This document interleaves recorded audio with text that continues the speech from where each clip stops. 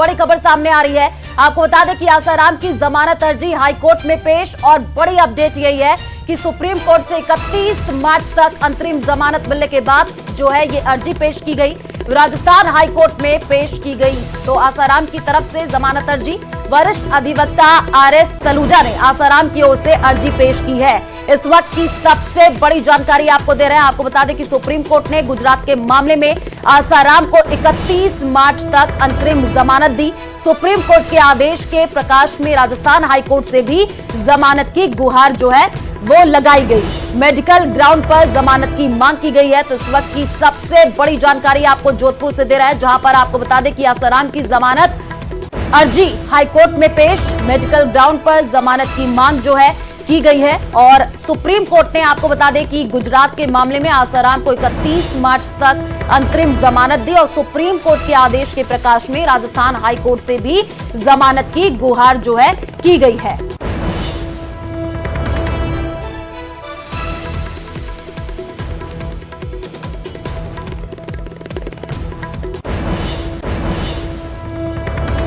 राजस्थान विधानसभा का बजट सत्र 31 जनवरी से शुरू होगा, जिसके हंगामेदार होने के आसार हैं। सत्ता पक्ष जहां अपनी तैयारी कर रहा है, वहीं विपक्ष भी सरकार को कई मुद्दों पर घेरने की तैयारियों में जुट गया है।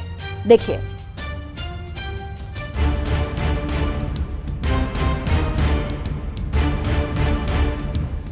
16वीं विधानसभा के तीसरे सत्र और बजट सत्र 2025-26 का आगाज 31 जनवरी को सुबह 11 बजे होगा। सत्र के पहले दिन साल का पहला सत्र होने के कारण राज्यपाल का अभिभाषण होगा। राज्यपाल हरिभाऊ बांगड़े राज्यपाल के तौर पर विधानसभा में अपना पहला अभिभाषण देंगे, जिसमें भजनलाल सरकार के पिछले 1 साल में किए गए कामों का ब्यौरा अभिभाषण के जरिए सदन के पटल पर रखेंगे। इसी दिन विधानसभा अध्यक्ष की अध्यक्षता में कार्य सलाहकार समिति की बैठक भी होगी, जिसमें सदन में होने वाले आगामी दिनों में कामकाज तय होंगे। इधर आने वाला सत्र के हंगामेदार ही रहने की संभावना है, जिसे लेकर कांग्रेस पहले से ही तैयारी में जुटी है। सबसे बड़ा मुद्दा होगा देश में जिलों की संख्या कम करने और 3 संभागों को खत्म करने का। मामले में सदन में सत्ता पक्ष और विपक्ष के बीच गतिरोध बनने की संभावना है। आने वाले सत्र के अंदर पिछले 1 साल में इस सरकार ने जो जनविरोधी निर्णय लिए हैं, चाहे वो जिलों को ख़त्म करने की बात हो, संभाग को ख़त्म करने की बात हो, चाहे पेपर लीक के मामले हों, बहुत बड़ी बड़ी बातें करने वाली भाजपा की सरकार जिन मुद्दों को लेकर सत्ता के अंदर आई थी, आन मुद्दों को भूलकर जनविरोधी निर्णय ले रहे हैं। इन सब बातों को लेकर आने वाले सत्र के अंदर इस सरकार को घेरने का काम हम करेंगे। आपको बता दें कि भजनलाल सरकार का पिछला बजट सत्र 6 अगस्त को हुआ था और विधानसभा का सत्र 6 महीने के अंदर बुलाना जरूरी है। संभवतः यह सत्र 2 चरणों में हो सकता है। पहले चरण में राज्यपाल का अभिभाषण और दूसरे चरण में राज्य सरकार बजट पेश करेगी। Bureau report, news 18 Rajasthan.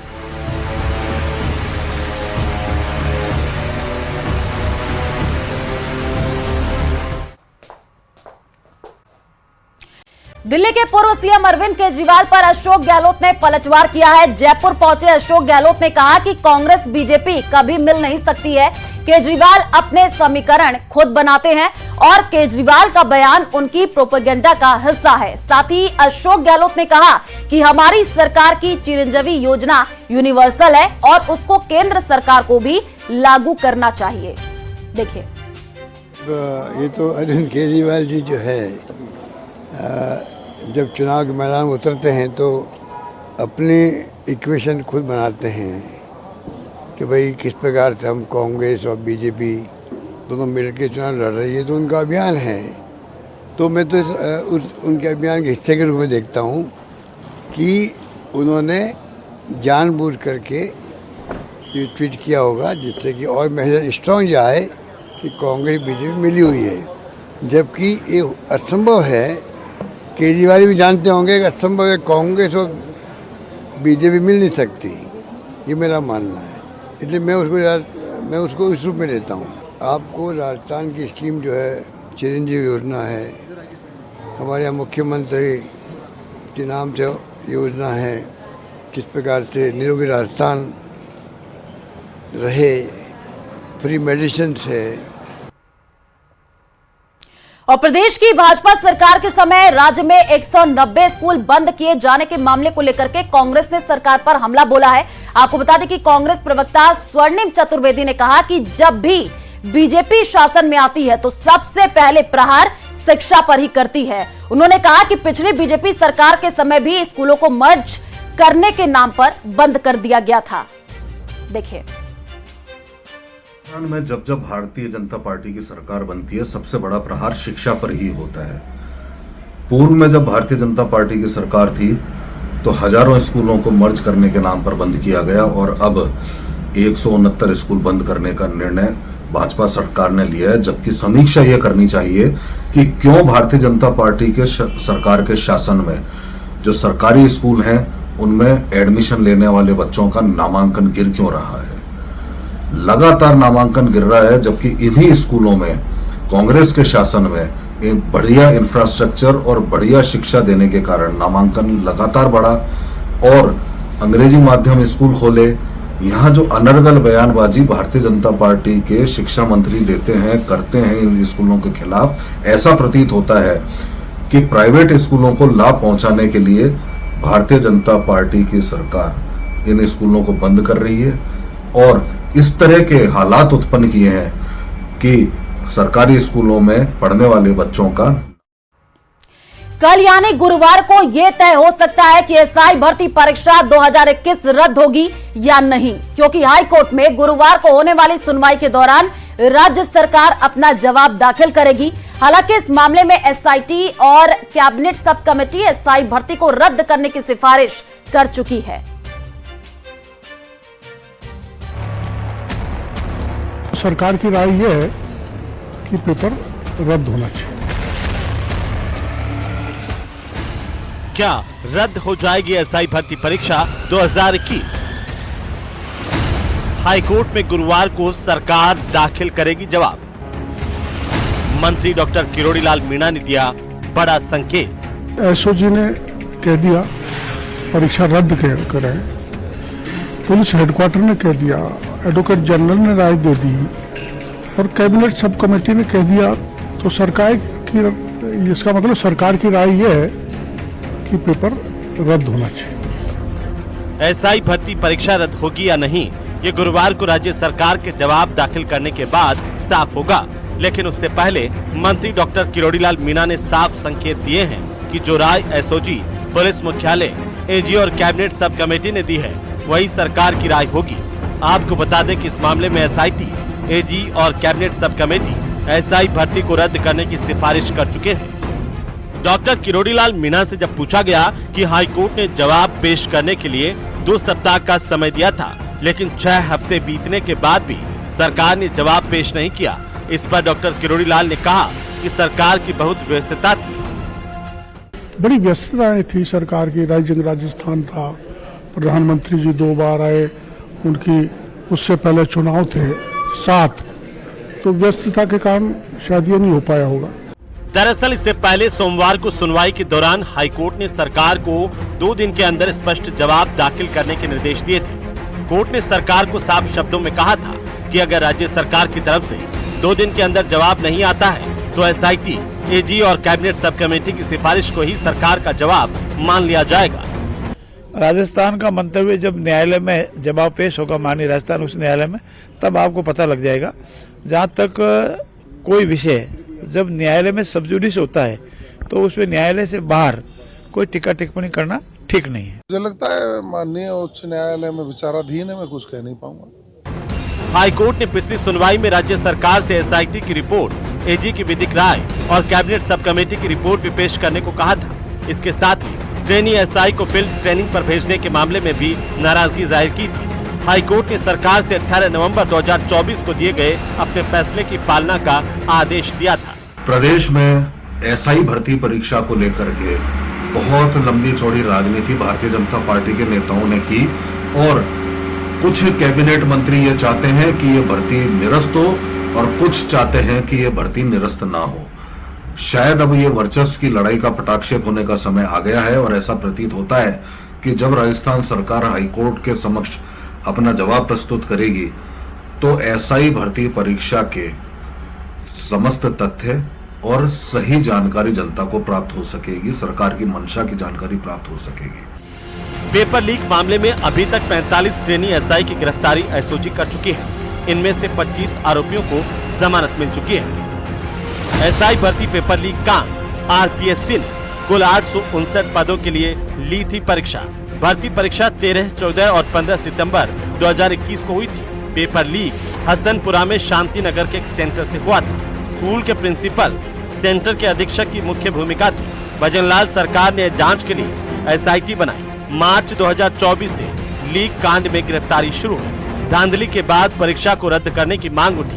बहरहाल गुरुवार को कोर्ट में होने वाली सुनवाई में एसआई भर्ती परीक्षा का भविष्य तय हो जाएगा, लेकिन निगाहें राज्य सरकार के जवाब पर होगी। Bureau report, news 18 Rajasthan.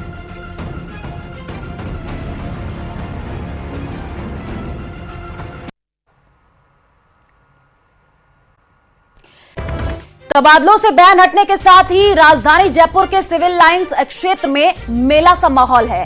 सरकार के ज्यादातर मंत्रियों के आवासों पर कर्मचारियों की भीड़ जुट रही है और इस दौरान पूर्व मंत्री, विधायक, पार्टी पदाधिकारी से लेकर जानने पहचानने वाले भी डिजायर लिए चक्कर काट रहे हैं। हालांकि कुछ मंत्री तबादले की चक्करघन्नी से बचने का प्रयास भी करते नजर आ रहे हैं।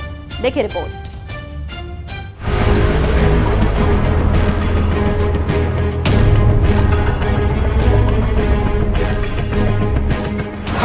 ट्रांसफर की टेंशन खत्म, किसकी चलेगी सिफारिश, किसे मिलेगी मनचाही पोस्टिंग, मंत्रियों के आवास पर मेला।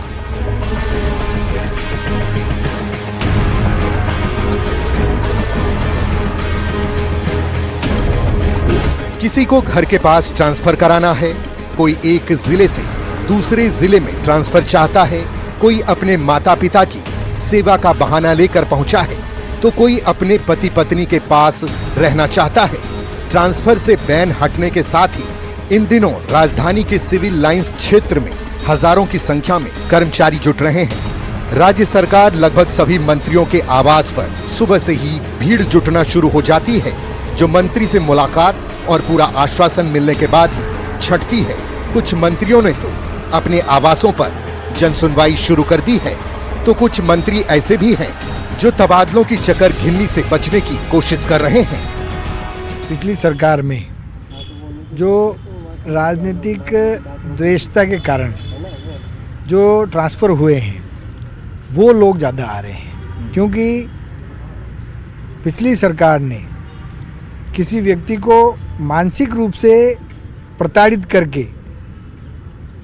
करने के लिए जो ट्रांसफ़र किए हैं, वो सबसे पहले प्राथमिकता भारतीय जनता पार्टी की राजस्थान की सरकार और प्रदेश के मुख्यमंत्री भजनलाल जी के है, ताकि वो लोग वापस अपने स्थान पे, गंतव्य पे आ सके और वहाँ पर एक अच्छे तरीके से शासन को सहयोग करके और शासन में जनता की सेवा करके जल्दी से जल्दी नीचे तक सरकार का फायदा पहुँचा। हर तरह के लोग आते हैं, अपनी अपनी सबकी व्यथा और पीड़ा रहती है, और हम जितना कंसीडर कर सकते हैं उनको कंसीडर करने का प्रयास करते हैं। किस तरह से क्रॉस चेक करने का क्या माध्यम रखते हैं आपकी? ये कार्मिक जो तबादले के लिए आया है वो सच बोल रहा है या फिर ये कोई झूठ लेकर यहाँ पर पहुँचा है?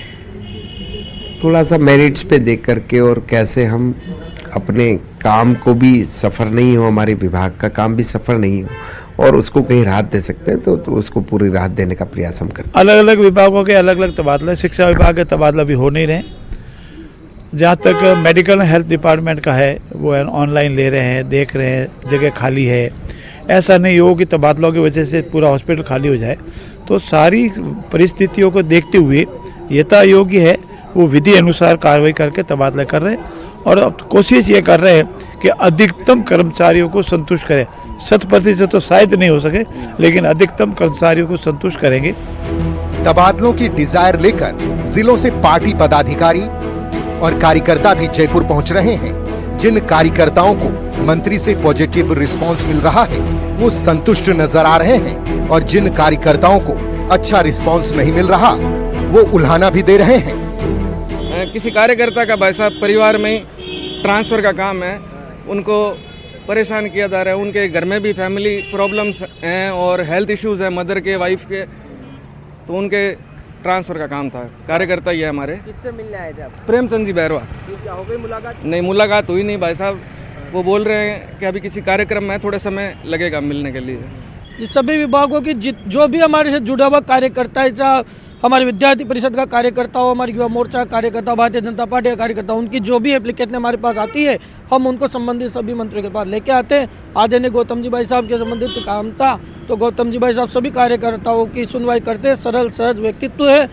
मेरे जो काम थे गौतम जी भाई साहब ने किए और गौतम जी भाई साहब को मैं धन्यवाद देता हूँ। जो भी हमारे बूंदी जिले की समस्याएं थी उनको सबको इन्होंने सुना और उनका निस्तारण किया। ऐसा नहीं है कि सिर्फ पार्टी पदाधिकारी और कार्यकर्ता ही ट्रांसफर के इस दौर में व्यस्त हो गए हैं। वर्तमान विधायक, पूर्व मंत्री, पूर्व विधायक भी तबादलों की लिस्ट लेकर मंत्री के सरकारी आवास पर नजर आ रहे हैं।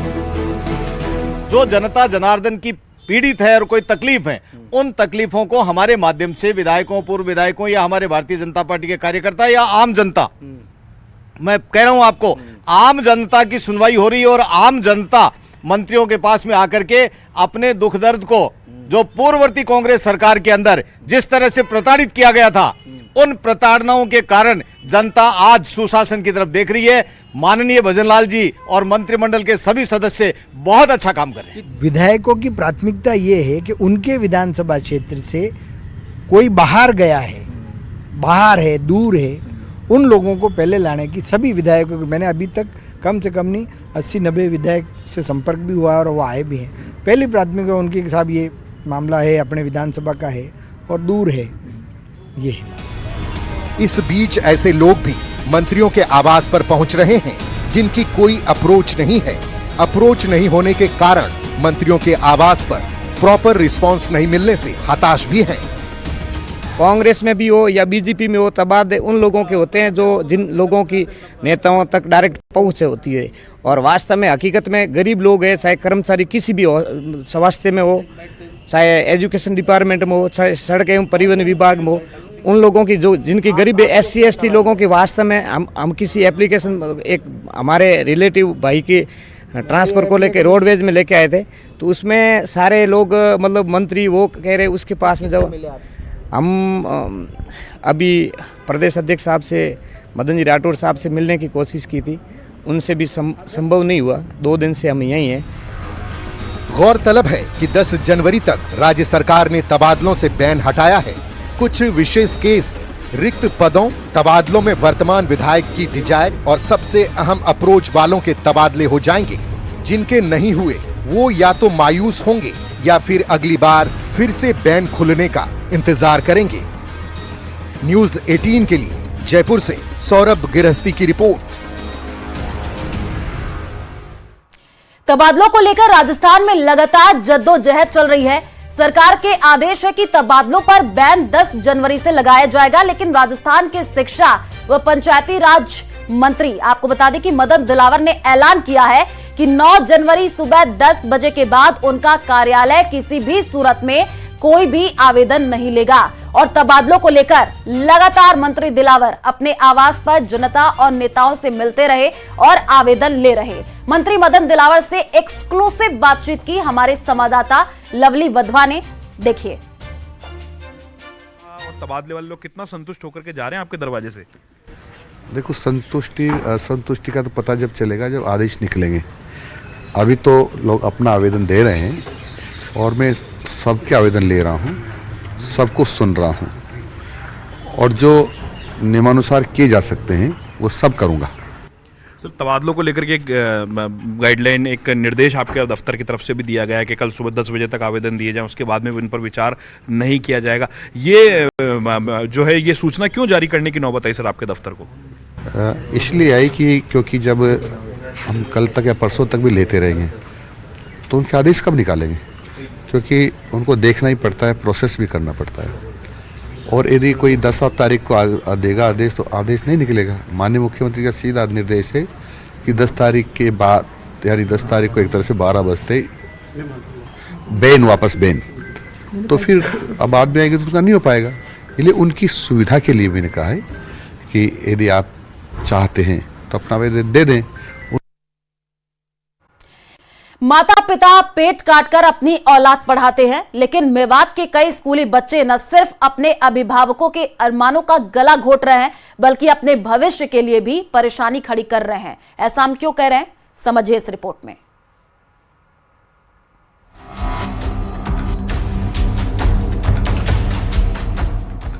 मेवात के बाशिंदों के लिए बेहद काम की खबर। अपनी औलाद पर रखिए सख्त नजर। साइबर क्राइम के दलदल में धंस रहे नौनिहाल।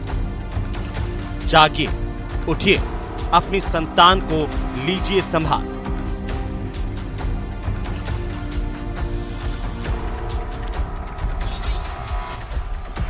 दिखी जिप्सी, मची भगदड़, सिर पर पांव रखकर भागे स्कूली बच्चे।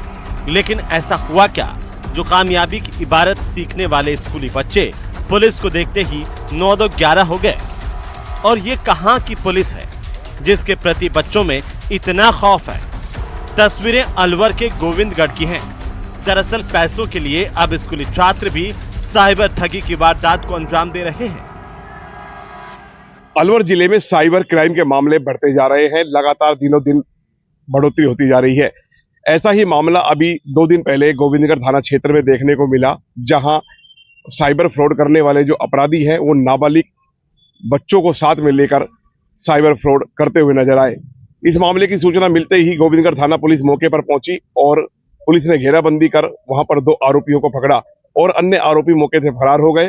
वहीं जो बालक थे उनको निरुद्ध किया है पुलिस ने। जानकारी के मुताबिक निरुद्ध बाल अपचारी 12वीं का छात्र है और सोशल मीडिया से अब तक 10 लाख से ज्यादा की ठगी कर चुका है। सबसे बड़ा जो मेन कारण है जो बच्चों की जो कंप्यूटर में और मोबाइल के अंदर जो ग्रास्पिंग पावर है, जो मानसिक क्षमता है और उस पर काम करने की क्षमता है, वो बहुत तेज है और उसका जो दुरुपयोग है वो इस तरह के लोग बाग कर रहे हैं। और ये इस तरह का काम है जिसमें बहुत ज्यादा मेहनत नहीं करनी पड़ रही और एक साथ अथाह पैसा ठगी के माध्यम से कमाया जाए। शिक्षाविद प्रहलाद पुष्पद मानते हैं कि बच्चों के क्राइम वर्ल्ड में उतरने की एक प्रमुख वजह उनके माता पिता भी हैं। प्रहलाद कहते हैं कि गलत परवरिश की वजह से बच्चे अपराध की दुनिया में दाखिल होते हैं। एक तो ये बात है कि कुछ जो एक खास तौर के खास जाति धर्म के कुछ बच्चे इसमें जो इन्वॉल्व पाए गए हैं, उससे साफ जाहिर होता है कि उनमें नैतिक मूल्यों की कमी है, नैतिकता का अभाव है। हो सकता है कि उनके पेरेंट्स को भी ये काम अनैतिक नहीं लगता हो। मामला गंभीर है, इसीलिए अलवर पुलिस स्कूली बच्चों के लिए खास अभियान चलाने की बात कह रही है। इस मुद्दे की गंभीरता को देखते हुए हमारे पुलिस मुख्यालय ने 1 माह का साइबर शील्ड ऑपरेशन चलाया है, जिसके तहत हम लोग स्कूलों में कॉलेजों में जाकर के विद्यार्थियों को जागरूक कर रहे हैं कि वो इनके झांसे में नहीं आए। किस तरह से ये लोग ट्रैप में लेते हैं वो चीज पूरी बताई जा रही है, तो जिससे वो सावधान रह सकें। दूसरा, जो पीड़ित हो गए हैं, है ना, जिनको साइबर क्राइम से पीड़ित हो गए, उनको डिटेक्ट करने के लिए हम लगातार कार्रवाई कर रहे हैं। पुलिस की पूछताछ साइबर ठग अफसर उर्फ मुला ने बताया कि वो ट्रक ड्राइवर है। उसका ट्रक अलग अलग राज्यों में जाता है, जहां से वो 500 रुपए में सिम लेकर आता है और मेवात के साइबर ठगों को 3 से 5 हजार तक में बेच देता है। पुलिस की पूछताछ में साइबर ठग ने बताया कि गोविंदगढ़ के एटीएम से ही पैसा निकालता है। चूँकि गार्डों को ठगी से निकालने वाले पैसे की जानकारी होती है, इसीलिए उसे भी कुछ हिस्सा थमा दिया जाता है। चूँकि ठगी से हुई कमाई में सबका हिस्सा बंधा है, इसलिए इस धंधे में सबकी सहमति है। धंधा फल फूल रहा है। न्यूज़ 18 राजस्थान के लिए अलवर से नितिन तिवारी की रिपोर्ट। और जैसे जैसे मकर संक्रांति नजदीक आ रही है, वैसे वैसे बाजारों में पतंगों का रंग चढ़ने लगा है। बाजार पूरी तरह पतंगों से सज गए हैं। प्रदेश के अलग अलग शहरों के बाजारों से आई तस्वीरें इस बात की तस्दीक कर रही हैं कि नेताओं के फोटो वाली पतंगे कितनी डिमांड में है, और उनमें सबसे ज्यादा डिमांड है पीएम मोदी के फोटो वाली पतंग की। देखिए,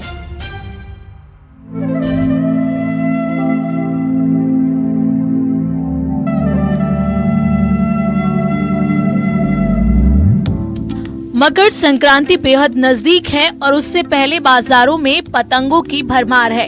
लेकिन इस बार पॉलिटिकल पतंगबाजी का क्रेज देखा जा रहा है। मकर संक्रांति पर प्रदेश में पतंगबाजी के शौकीन जमकर पतंग उड़ाते हैं, लेकिन इस बार भी पतंगबाजी में सियासी तड़का नजर आ रहा है।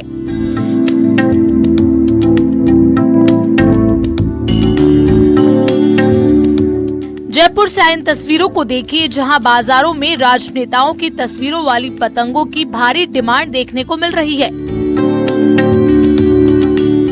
पीएम मोदी और गृह मंत्री अमित शाह से लेकर सीएम भजनलाल शर्मा और डिप्टी सीएम दिया कुमारी और प्रेमचंद बैरवा की फोटो लगी पतंग डिमांड में है। सचिन पायलट और पूर्व सीएम अशोक गहलोत की भी पतंगे बाजार में नजर आ रही हैं। कैसे मार्केट में इनको देखा जा रहा है, क्या डिमांड है इनकी, कितना समय इन पतंगों को बनाने में लगता है? यहाँ पर लोग बाग जो है आ रहे हैं और पतंगों देख करके बड़े खुश हो रहे हैं, और जो राजनीतिक वाले जो जीत करके आते हैं उनके मैं कटआउट हर साल बनाता हूँ। करीब मुझे 40 साल के करीब हो गया इनको बनाते हुए। जो खिलाड़ी जीत करके आते हैं और जो फिल्म कलाकार फेमस हैं उनके मैं हर साल जो है बनाता आया हूँ। किन किन प्रमुख चेहरों को आपने अपनी पतंगबाजी में इस बार दर्शाया है? अभी मैंने हमारे यहाँ के मुख्यमंत्री जो है भजनलाल शर्मा जी का है, बैरवा साहब है जो, और दिया कुमारी जी हैं, और अपने बाबा ये हैं, इनके जो है मैंने कटआउट अभी बनाया मैंने। जी, कितना समय लग जाता है सर एक पतंग को बनाने में, और क्या कीमत इनकी रहती है? भाई इनको बनाने में करीब 6-7 दिन मुझे लग जाते हैं। कीमत लगाने वाले तो 1000-2000 लगाते हैं। मकर संक्रांति से पहले कोटा के बाजारों में भी नेताओं की पिक्चर लगी पतंगे डिमांड में है, लेकिन यहाँ पीएम मोदी की फोटो वाली पतंग सबसे ज्यादा डिमांड में है। हालांकि नरेंद्र मोदी के अलावा राहुल गांधी, सोनिया गांधी के चेहरे के साथ भी पतंगे बाजार में मिल रही हैं। ये वाली पसंद आई है हमको। अच्छा, वो ये मोदी जी की पसंद कैसे? मोदी जी की पसंद, हमारे मोदी जी है, इन्होंने देश के लिए बहुत कुछ किया है, इसलिए हम इनको भी उड़ाएंगे। प्रधानमंत्री की पतंग जो है वो आपकी पसंद है?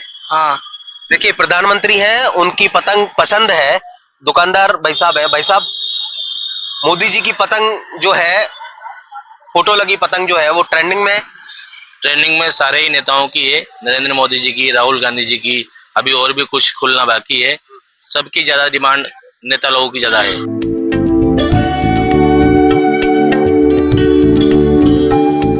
बांसवाड़ा में भी राजनेताओं की पतंगे आकर्षण का केंद्र बनी हैं। यहाँ बाजार में आने वाले लोग उन पतंगों को ज्यादा खरीद रहे हैं जिन पर नेताओं की तस्वीर बनी है। प्रधानमंत्री नरेंद्र मोदी, राहुल गांधी, अमित शाह और योगी आदित्यनाथ की फोटो वाली पतंगे इस बार युवाओं की पहली पसंद बन रही है। इस बार पतंगों का क्रेज बहुत अच्छा है और मौसम के साथ अंदाजा भी अच्छा है। और नेताओं में जैसे अभी हम देख रहे हैं कि मोदी जी की और राहुल गांधी जी की पतंग क्रेज में चल रही हैं, जिससे कि अंदाजा है कि जैसे लोकतंत्र में दोनों आमने सामने होते हैं, उसी तरीके से आसमान में भी इस बार दोनों आमने सामने होंगे और लोगों को मज़ा और आनंद अच्छा आएगा। देखो, ग्राहकों का कहना है कि इस बार राहुल गांधी और मोदी तो ऐसे तो लोकसभा चुनाव में आमने सामने रहते हैं और संसद में भी रहते हैं, लेकिन इस बार आसमान में भी आमने सामने होंगे। यहाँ पर दुकान के जो मालिक है उनसे हम जानेंगे कि इस बार किस तरह का व्यापार है। भी आप बताइए। व्यापार बहुत अच्छा है और सबसे पहले तो मैं नगरवासियों को मकर संक्रांति की हार्दिक शुभकामना देना चाहता हूँ। पतंग का व्यापार बहुत ही बढ़िया चल रहा है, लोगों में उत्साह है पतंग को लेकर, धागे पतंग को लेकर खरीदारी के लिए लोग आ रहे हैं। और पतंग की वैरायटी में बहुत सी नई नई वैरायटी आई है, जैसे नरेंद्र मोदी की हो गई, राहुल गांधी जी की हो गई, उसके बाद योगी जी की हो गई, अमित शाह की हो गई। ऐसे नेताओं की पतंग आ रही है जो नेता अपने भारत को संभाल कर चल रहे हैं, भारत का नाम ऊंचा कर रहे हैं। मकर संक्रांति से पहले बाजार रंग बिरंगी पतंगों से सज गए हैं। हर साल की तरह इस बार भी पतंगों की दुकानों पर भीड़ उमड़ रही है। ये पतंगे न केवल पर्व की रौनक बढ़ा रही हैं, बल्कि युवाओं में एक जोश भी भर रही हैं। Bureau report, news 18 Rajasthan.